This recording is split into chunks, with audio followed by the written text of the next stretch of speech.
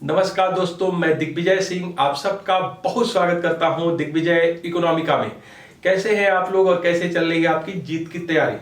दोस्तों, आज का वीडियो बहुत ज्यादा इंपॉर्टेंट होने वाला है। मेरे बहुत से जूनियर, मेरे बहुत से व्यूअर ये मुझसे जानना चाहते थे कि हम लोग किस तरीके से तैयारी करें Uttar Pradesh higher education service commission के द्वारा कराई जाने वाली असिस्टेंट प्रोफेसर एग्जाम की। दोस्तों, आप जानते हैं कि जो Uttar Pradesh higher education service commission है वो 2021 के लिए एडवर्टीजमेंट 50 लेके आया है। आप जानते हैं कि बहुत ढेर सारी सीट आई है और बहुत से लोग इसमें फॉर्म्स अप्लाई कर रहे हैं। वो जानना चाहते हैं कि सबसे ऑप्टिमम स्ट्रेटजी क्या हो सकती है ताकि इस पोस्ट के लिए हम सिलेक्ट हो सके। तो ये वीडियो उन्हीं लोगों को मैं समर्पित करता हूं और पूर्णतः अपने क्षमताओं के साथ इस पे अपनी बात को रखूंगा, अपने अनुभव को शेयर करूंगा। पूरे वीडियो को बिल्कुल लास्ट तक देखिए। दिग्विजय इकोनॉमिका को अगर सब्सक्राइब नहीं किया तो दिग्विजय इकोनॉमिका को सब्सक्राइब करिए ताकि आपको बेहतर से बेहतर मटेरियल अवेलेबल हो सके। दोस्तों, सबसे पहले मैं ये बताना चाहता हूं कि जो Uttar Pradesh public service, Uttar Pradesh higher education service commission के द्वारा जो असिस्टेंट प्रोफेसर की वैकेंसीज आई है ये आपके लिए कितना इंपॉर्टेंट है। मैं बहुत अच्छे से तरीके से पीसीएस ऑफिसर्स को देख रहा हूं, आईएएस ऑफिसर्स को भी देख रहा हूं और एक असिस्टेंट प्रोफेसर्स को भी देख रहा हूं। मैं आपको यह इंश्योर करता हूं कि असिस्टेंट प्रोफेसर की जॉब बहुत हद तक एट पार आप पीसीएस के मान सकते हैं। अगर आप सिर्फ समाज के लिए बेहतर करना चाहते हैं, एजुकेशन में कंट्रीब्यूट करना चाहते हैं और आपको पढ़ाने में अच्छा लगता है तो कई मामलों में ये पीसीएस के नौकरी से बेहतर है। तो दोस्तों, आपको सैलरी की अगर आप बात करिएगा तो एट पार आईएएस, पीसीएस और इसकी सैलरी में किसी तरह का फर्क नहीं है। आईएएस की सैलरी इन सेंस में बढ़ जाती है कि चूंकि वहां सेंट्रल के रूल्स रेगुलेशन लागू हो जाते हैं तो उसके कुछ जो भत्ते हैं वो ज्यादा मिलते हैं। बाकी सैलरी के मामले में, प्रमोशन के मामले में बेस्ट है और आप एक बहुत ही अच्छा जीवन एंजॉय कर सकते हैं, एक गरिमा में जीवन जी सकते हैं। तो ये पोस्ट आपके लिए है। पूरे क्षमताओं और पूरे मन से इसकी तैयारी करिए और अगर आप इसको कंपीट कर लेते हैं, फाइट कर लेते हैं, एक सीट ले लेते हैं तो आपका लाइफ सिक्योर हो जाएगा और आप एक बेहतर जगह पे पहुंच जाएंगे। तो दोस्तों, आइए मैं बात करूं कि जो उत्तर प्रदेश हायर एजुकेशन जो सर्विस कमीशन है वो असिस्टेंट प्रोफेसर्स के लिए जो ये वैकेंसी लेके आया है, बेसिकली ये 2 चरण में ये एग्जाम होते हैं। पहला जो इसका स्टेप है वो रिटन एग्जाम का है और दूसरा जो है इंटरव्यू का है। जो रिटन एग्जाम है उसके 2 पार्ट हैं, एक सब्जेक्ट है और दूसरा जनरल स्टडीज है। सब्जेक्ट वो जिससे आप पीजी किए हैं, सब्जेक्ट वो जिससे आप नेट या जेआरएफ क्वालिफाई किए हैं। इससे आपको 70 क्वेश्चंस पूछे जाएंगे और प्रत्येक क्वेश्चंस 2 नंबर के होंगे। इसका मतलब सब्जेक्ट से 140 नंबर के क्वेश्चन आपसे पूछे जाएंगे। दूसरी तरफ इसी के साथ साथ जब 70 क्वेश्चन सब्जेक्ट का पूछा जाएगा उसी प्रश्न पत्र में 30 नंबर के जनरल स्टडीज के पेपर पूछा जाएगा। जनरल स्टडीज का पेपर भी चूंकि 2 नंबर के होंगे तो ये हो गए 60। तो कुल मिला के जो आपके रिटन एग्जाम हो गया दोस्तों, ये रिटन एग्जाम हो गया आपका 140 + 60, इट मीन टू से 200 मार्क्स का। तो 200 मार्क्स का ये आपका हो गया रिटन एग्जाम। जो इंटरव्यू करा रहा है आयोग, अब जरा देखिए कितने ट्रांसपेरेंट तरीके से काम हो रहा था। सिर्फ 30 मार्क्स का ये हो रहा है। 30 मार्क्स में से आयोग ने बिल्कुल क्लियर कट ये गाइडलाइन दिया है कि किसी भी बोर्ड के द्वारा अभ्यर्थी को मिनिमम 12 और मैक्सिमम 27 से ज्यादा मार्क्स नहीं दिए जाएंगे। इसका मतलब अगर आप इंटरव्यू देने पहुंच जाते हैं और कुछ भी नहीं बता पाते हैं, मान लीजिए बहुत कम बोल पाते हैं, कॉन्फिडेंस लो हो जाता है, फिर भी आपको मिनिमम 12 मार्क्स से नीचे नहीं दे सकता है और आप बहुत एक्स्ट्रा कर ले तो भी आपको 27 मार्क्स रहेगा। इसका मतलब जो रेंज हो गया यहां पे वो सिर्फ 15 मार्क्स का रेंज हो गया, सिर्फ 15 नंबर के रेंज हो गए। लेकिन जहां तक मैं समझ पा रहा हूं कि जो व्यक्ति रिटन एग्जाम क्वालिफाई करके मेन में जाएगा वहां पे बिल्कुल क्रिएट कर वो ठीक ठाक इंटरव्यू देगा। अगर वो मीडियम इंटरव्यू दे के आता है तब भी उसको 18 से लेके 20 या 22 नंबर मिल जाते हैं। तो कुल मिला के ये रेंज जो 15 नंबर का है ये घट के 8 से 10 नंबर का हो जाता है। अगर आप 8 या 10 नंबर यहां एक्स्ट्रा कर लें तो इस इंटरव्यू का कोई मतलब नहीं रह जाता। इसलिए दोस्तों, मेरी सबसे बड़ी सलाह यह है कि आप सबसे ज्यादा फोकस करिए रिटन एग्जाम के ऊपर। आज ही से रिटन एग्जाम के ऊपर लग जाइए पूरे क्षमताओं के साथ, पूरे मन के साथ। क्या करना है आपको, आइए मैं यहां बात करता हूं। सबसे पहले आप अपने सब्जेक्ट को बहुत अच्छे से देखिए। सब्जेक्ट को देखने से मतलब यह है कि सबसे पहले आप आयोग के वेबसाइट से सिलेबस डाउनलोड करिए। इस बार आयोग ने पेपर सेटर को बिल्कुल क्लियर कट गाइडलाइन जारी किया है कि इस बार एक भी क्वेश्चन कहीं भी सिलेबस के बाहर न पूछा जाए। इसका मतलब बियॉन्ड सिलेबस इस बार आपसे कुछ भी पूछा नहीं जाएगा। जो कुछ भी पूछा जाएगा वो सिलेबस से पूछा जाएगा। इसलिए सिलेबस को छान मारिए। जिस भी सब्जेक्ट के हो, ज्योग्राफी के हो, हिस्ट्री के हो, जूलॉजी के हो, बॉटनी के हो, फिजिक्स के हो, केमिस्ट्री के हो, लॉ के हो, किसी भी सब्जेक्ट के आप हो, सबसे पहले सिलेबस डाउनलोड करिए। सिलेबस के एक एक शब्द को देखिए, एक एक टॉपिक को देखिए, कॉन्सेप्ट को देखिए और अपने बुक से थारोली उसको पढ़िए। उसका एक एक पॉइंट्स का नोट्स बना लीजिए। बहुत समय है, आप बहुत बेहतर तरीके से इस काम को कर सकते हैं। दोस्तों, इसकी तैयारी करने का जो सबसे सुटेबल स्ट्रेटजी ये होता है कि खूब मन लगा के पहले 2-3 महीना अगर आप पहले से पढ़ चुके हैं तो इसको बहुत अच्छे से रिवाइज करिए और जब एग्जाम आपके 1-1.5 महीना बच जाए तो सिर्फ प्रैक्टिस सेट के ऊपर काम करिए। प्रैक्टिस सेट आप कैसे करिएगा? सबसे पहले मैं आपको बता रहा हूं कि नेट और जीआरएफ के 10 साल के पेपर को उठा लीजिए। बहुत आसानी से आप यूजीसी के साइट पे जाइएगा, वहां से डाउनलोड कर लीजिए, प्रिंट आउट निकाल लीजिए और 10 साल के क्वेश्चन पेपर को बहुत अच्छे से सॉल्व करिए।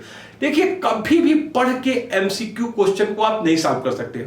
जब हम लोग पीसीएस आईएएस के प्रीलिम्स एग्जाम को देते थे और जब सब्जेक्ट होता था तो मैं देखता था कि बहुत लोग बहुत पढ़ते थे लेकिन एग्जाम में बेहतर नहीं कर पाते थे। मैं देखता हूं बहुत से एस्पिरेंट हैं, बहुत पढ़ते हैं लेकिन जीआरएफ नहीं निकाल पाते, वो नेट निकाल लेते हैं। इसके पीछे लॉजिक ये है कि पढ़ने से एमसीक्यू क्वेश्चन कभी नहीं किया जा सकता। आप तब कर सकते हैं जब आपके माइंड में कॉम्पिटिटिव एप्टीट्यूड आ जाए और कॉम्पिटिटिव एप्टीट्यूड तब आएगा जब आप डिफरेंट टाइप के क्वेश्चन को सॉल्व करोगे, डिफरेंट टाइप के क्वेश्चन को सॉल्व करोगे, फेस करोगे। क्वेश्चन को कई तरीके से पूछा जा सकता है। कभी भी एमसीक्यू टाइप के क्वेश्चन को सीधे सीधे किताब से लिंक आप नहीं कर सकते हो। उसमें एग्जामिनर पूरा अपना एक्सपीरियंस लगाता है और कई तरह से एमसीक्यू में आपको उलझाने का प्रयास करता है जब तक आपके कॉन्सेप्ट क्लियर ना हो और साथ ही साथ उस तरह के क्वेश्चंस को आप फेस ना किए हो, वो क्वेश्चन आपसे आते नहीं। इसलिए मैं कहता हूं कि बहुत अच्छे से आप एमसीक्यू क्वेश्चन के लिए प्रैक्टिस सेट सॉल्व करिएगा। 10 साल के नेट जीआरएफ पेपर करने के बाद आप लोग यूथ कंपटीशन का अपने अपने विषय का सिविल सर्विसेज जो पहले होते थे 2012 के पहले, जिसमें जो है एक सब्जेक्ट होता था जनरल स्टडीज के साथ, उस सब्जेक्ट को 10 साल के आईएएस और पीसीएस के क्वेश्चन को भी सॉल्व करिएगा। तो अगर 10 साल की सिविल सर्विसेज जो यूथ कंपटीशन टाइम में आपको मिलेगा उसको सॉल्व कर लो और 10 साल के नेट जीआरएफ के क्वेश्चन को सॉल्व कर लो और कुछ और प्रैक्टिस सेट को सॉल्व कर लो, तो मैं बहुत अच्छे से समझता हूं कि आप लोग आउट ऑफ 70 यहां बहुत आराम से 60 के आसपास क्वेश्चन किया जा सकता है। 55 to 60 के आसपास क्वेश्चन आराम से किया जा सकता है। अगर आप सब्जेक्ट वाइज किसी भी सब्जेक्ट से हो, आप इसी स्ट्रेटजी को फॉलो करिएगा कि इसको कैसे बेहतर करें। साथ ही साथ मैं बताऊं कि यहां पे जनरल स्टडीज का पेपर भी है जो 30 नंबर का है लेकिन 60 नंबर का है। इसका मतलब इसका जो वेट है वो इंटरव्यू से दोगुने का है। यहां पे दोस्तों मैं बिल्कुल क्लियर कर दूं कि इसको भी बहुत आप लोग ध्यान दीजिएगा। यहां मैं आपसे ये बताना चाहता हूं कि जीआईसी की तरह इसमें डराया धमकाया आपको नहीं गया है। बहुत आसान से छोटी छोटी चीजें दी गई है, उसको आप बहुत आसान से कवर कर सकते हो। जनरल स्टडीज में सबसे पहले करंट अफेयर्स है, उसमें 3-4 टॉपिक है, आप लोग जो डाउनलोड करके देख लीजिएगा सिलेबस को। दूसरा है टीचिंग एंड रिसर्च एप्टीट्यूड, ये वही है जो नेट जीआरएफ में पूछा जाता है। फिर देखिए इंफॉर्मेशन एंड कम्युनिकेशन टेक्नोलॉजी है, फिर इसमें पीपुल एंड इन्वायरमेंट है, फिर इंडियन हिस्ट्री एंड ज्योग्राफी है, इंडियन कॉन्स्टिट्यूशन एंड इकोनॉमी है। देखिए मैंने पूरे के सिलेबस को देखा है, सिर्फ इसमें 4-4 पॉइंट दिए गए हैं। ये जीआईसी की तरफ से बहुत ब्रॉड नहीं है, ये बहुत नैरो है। इसमें बिल्कुल आप लोग डरिएगा मत। करंट अफेयर्स को अभी से पढ़ना शुरू कर दीजिए। टीचिंग और रिसर्च एप्टीट्यूड जो आप नेट जीआरएफ के लिए पढ़ते हैं उसी चीज को यहां भी आपको पढ़ना है। तो बहुत ध्यान से समझ लीजिए कि इसमें कोई आपको एक्स्ट्रा एफर्ट नहीं करना है। जो नेट जीआरएफ के लिए आप information and communication technology, research, teaching aptitude पढ़ते हो उसको पढ़ो। पीपुल एंड इन्वायरमेंट के लिए आप परीक्षा बाड़ी की बुक आती है उसको पढ़ लीजिए। एमसीक्यू टाइप के क्वेश्चन भी उसमें दिए गए हैं, अगर आप उसको पढ़ते हैं तो आपके लिए बहुत बेहतर होगा। इसी तरीके से देखिए यहां पे है Indian history and geography. Indian history और ज्योग्राफी का भी बहुत ब्रॉड सिलेबस यहां नहीं दिया गया। बिल्कुल आपको सिर्फ जो है भारतीय स्वतंत्रता संग्राम के बारे में पढ़ना है, इंडियन नेशनल मूवमेंट के बारे में पढ़ना है और सिर्फ आपको पढ़ना है इंडियन कल्चर के बारे में। इसको आप चाहे तो प्रतियोगिता दर्पण स्पेशल इश्यूज के माध्यम से पढ़ सकते हो या फिर अगर आप चाहते हो एनसीईआरटी पढ़ सके तो एनसीईआरटी से पढ़ सकते हो। इलाहाबाद की यूनिक से अगर आप भारतीय मूवमेंट पढ़ ले तो मेरे हिसाब से सबसे बेस्ट होगा। चाहे तो आप एसके पांडे का भारतीय स्वतंत्रता संग्राम पढ़ लीजिए या फिर विपिन चंद्र को पढ़ने की आवश्यकता नहीं है, वो सिविल वालों के लिए छोड़ दीजिए। आप दो काम करिए मेरे हिसाब से, या तो आप जो है एसके पांडे का मॉडर्न हिस्ट्री पढ़ लीजिए, भारतीय स्वतंत्रता वाला पार्ट पढ़ लीजिए, या फिर सीधे इलाहाबाद पब्लिकेशन की यूनिक जो हर जगह अवेलेबल हो जाती है, मोटी बुक है, बस उसकी सिर्फ स्वतंत्रता संग्राम वाली बातों को पढ़िए और नोट्स बना लीजिए। ये सीधे सीधे आपके वहां से आ जाएंगे। पूरा हिस्ट्री आपको नहीं पढ़ना है कि मेडवल भी पढ़ना है, कुछ नहीं पढ़ना है, सिर्फ दो टॉपिक है इसमें। एक पढ़ना है आपको भारतीय स्वतंत्रता संघर्ष के बारे में पढ़ना है, 1857 से लेकर लास्ट तक पढ़ लीजिएगा, और इसके पहले आपको भारत के कल्चर के बारे में पढ़ना है। इसी तरीके से ज्योग्राफी है, ज्योग्राफी में इंडियन ज्योग्राफी पढ़िएगा, परीक्षा वाणी की बुक बेस्ट रहेगी, उसको पढ़ लीजिए, काम आपका चल जाएगा। और यहां पे थोड़ा सा मैपिंग देख लीजिएगा, एक आध क्वेश्चन मैप से होंगे।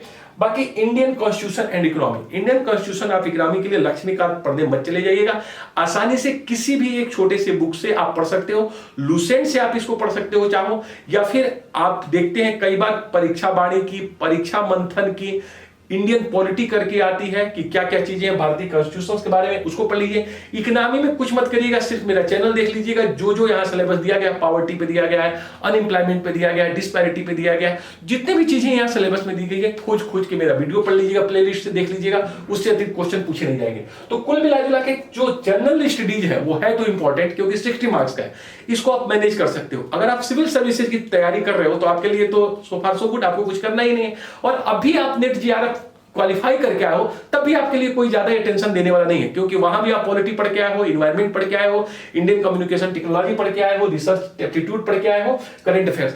कुल मिला जुला के अगर इस सिलेबस को आप देखें जीएस वाले को, तो आपके मन से डर निकल जाएगा। इसमें कुछ ऐसा नहीं है जो आपको परेशान कर सके, सिर्फ आपको ये सिलेबस डाउनलोड करके एक बार अपने संग्रह को देखिए कि मटेरियल कहां कहां है, उसको एक बार एक साथ रखिए, थोड़ा सा नोट्स बनाइए, कुछ लिखिए, लेकिन थोड़ी चीजों को 1 घंटा टाइम रोज इस पेपर के लिए आपको देना चाहिए। अगर आप मुझसे पूछिएगा तो मैं जरूर कहूंगा कि 1 घंटा जीएस पे दीजिए, क्योंकि इसका वेट इससे 2 गुना नहीं 4 गुना है, क्योंकि यहां तो 15 नंबर की ही मार्जिन है, ये आपको बहुत आगे या पीछे कर सकता है। तो 1 से 1.5 घंटा, अगर आप पर डे आज से 10 घंटा पढ़ाई शुरू करेंगे तो 8 घंटा अपना सब्जेक्ट पढ़िएगा, 2 घंटा इसको पढ़िएगा, बस आज ही से शुरू कर दीजिए, आज ही से शुरू करिए। अगर आप चाहते हैं कि एक पीसीएस और आईएएस के बराबर की सैलरी वाले पोस्ट पे आप जाना चाहते हैं तो आपको कुछ ना कुछ तो करना ही पड़ेगा दोस्त। तो मैं यहां पे कहूंगा कि अब प्रत्येक दिन 10 घंटे का एक आज से बनाइए टाइम टेबल, मैं 10 घंटा पढ़ूंगा, 8 घंटा तो रिटन एग्जाम के ऊपर फोकस करूंगा, 10 घंटा इसमें 8 घंटा तो अपने सब्जेक्ट को लेकर चलूंगा, लेकिन 2 घंटा मैं जीएस के ऊपर दूंगा। जीएस में घटना चक्र को हर महीने लीजिएगा, घटना चक्र को ले लीजिए, प्रतियोगिता दर्पण को ले लीजिए, घटना चक्र मस्ट है, उसको करंट अफेयर्स के लिए पढ़िएगा। टीचिंग और रिसर्च एप्टीट्यूड आप जानते हैं हर जगह मिल जाता है, उसको आप किसी भी मार्केट से बुक को लेकर पढ़ना शुरू कर दीजिए।